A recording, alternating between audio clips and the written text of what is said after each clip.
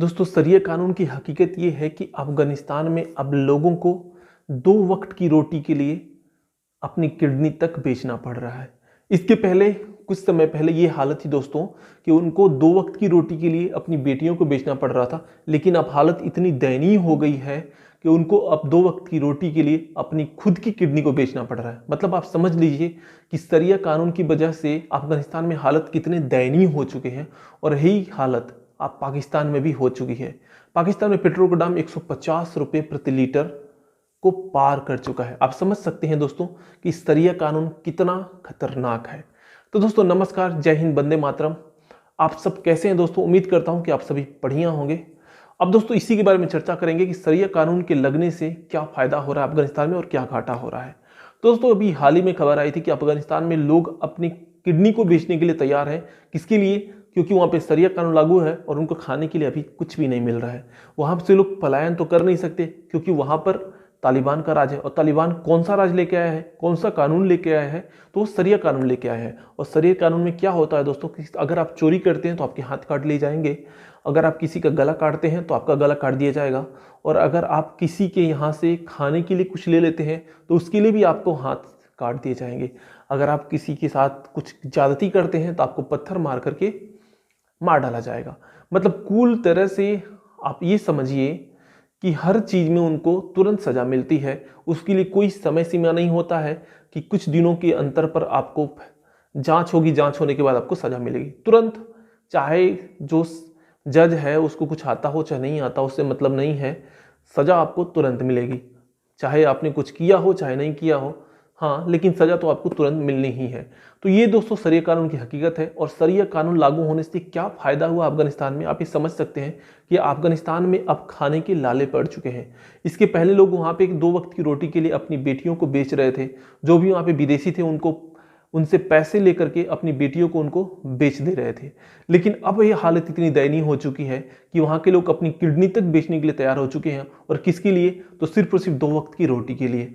और तालिबान, आप जानते दोस्तों कि उसने इतनी सख्ती वहाँ पे लागू कर दी है कि वहाँ पे जो मीडिया संस्थान है वो भी बंद हो चुके हैं। करीब 8,000 जो मीडिया संस्थान थे उनमें करीब 5500 से मीडिया जो संस्थान है वो बंद हो चुके हैं। मतलब 2-2,500 मीडिया संस्थान जो कि उनके अंडर में तालिबान का राग अलापने में, पूरी तरह से तलवा चाटने में जो मशहूर है, वो वहाँ पे काम कर रहे हैं। और बाकी जितनी भी कंपनियां वहाँ पे थी, छोटी मोटी कंपनियां थी, जो भी कंस्ट्रक्शन का काम चल रहा था, वो सारा का सारा बंद हो चुका है। तो आपको क्या चाहिए दोस्तों? क्या आपको भी अभी भी शरिया कानून चाहिए? क्या आपको अभी भी शरिया कानून चाहिए? अगर चाहिए तो आपको ऐसी हालत का जिम्मेदार खुद होना पड़ेगा। आप किसी दूसरों को ये दोष नहीं दे सकते कि आपकी जो हालत है वो उसका जिम्मेदार कोई और है। भारत तो वहाँ पे जाकर के बहुत सारे निवेश भी किया था। करीब $1 बिलियन का भारत ने वहाँ पे निवेश किया था। किसके कहने पे? अमेरिका कहने पे। और अमेरिका पूरी तरह से छोड़ करके भाग गया उसको। और आज हालत अफगानिस्तान की इतनी दयनीय हो चुकी है कि वहाँ पे शरिया कानून तो लागू हो गया जो कि मुसलमानों को चाहिए था। क्योंकि वहाँ पे जब एक सर्वे हुआ था तो वहाँ के 97% जो मुसलमान थे उन्होंने कहा था कि मुझे शरिया कानून चाहिए।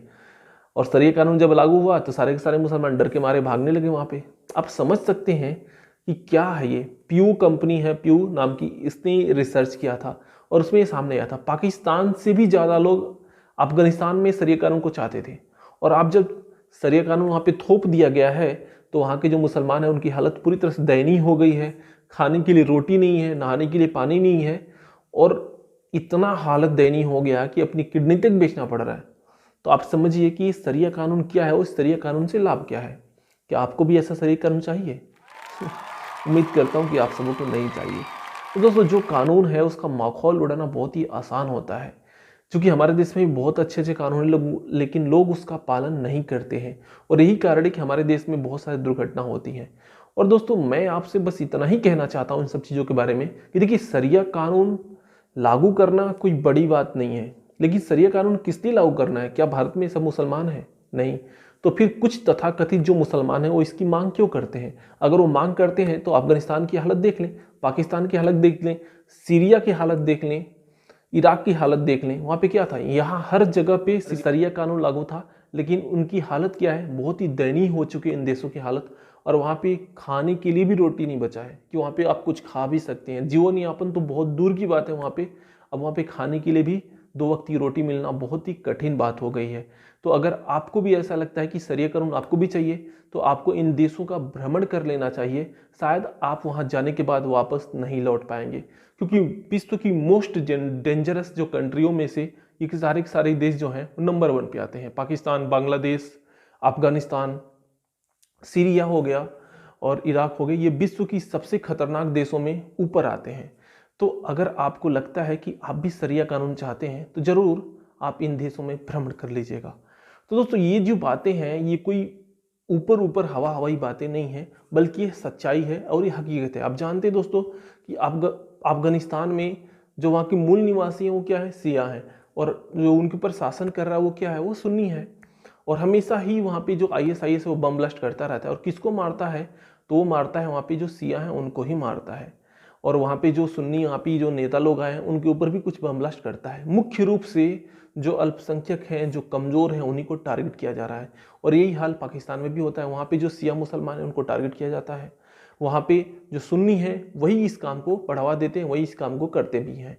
तो ये कोई प्रोपेगेंडा नहीं है, ये कोई बनी बनाई हुई बातें नहीं है, बल्कि ये सच्चाई है, ये हकीकत है। और ये इस्लाम का एक कुरीति चेहरा है जिसमें कि ये सारी की सारी चीज़ें आती हैं, और इसके कारण ही विश्व में अशांति फैली हुई है। तो दोस्तों इस अशांति को दूर करने के लिए आत्ममंथन की जरूरत है। अगर आप आत्ममंथन करेंगे तो अपनी कमियों को दूर कर पाएंगे, और जब तक आप आत्ममंथन नहीं करेंगे तब तक इन कमियों को आप दूर नहीं कर पाएंगे।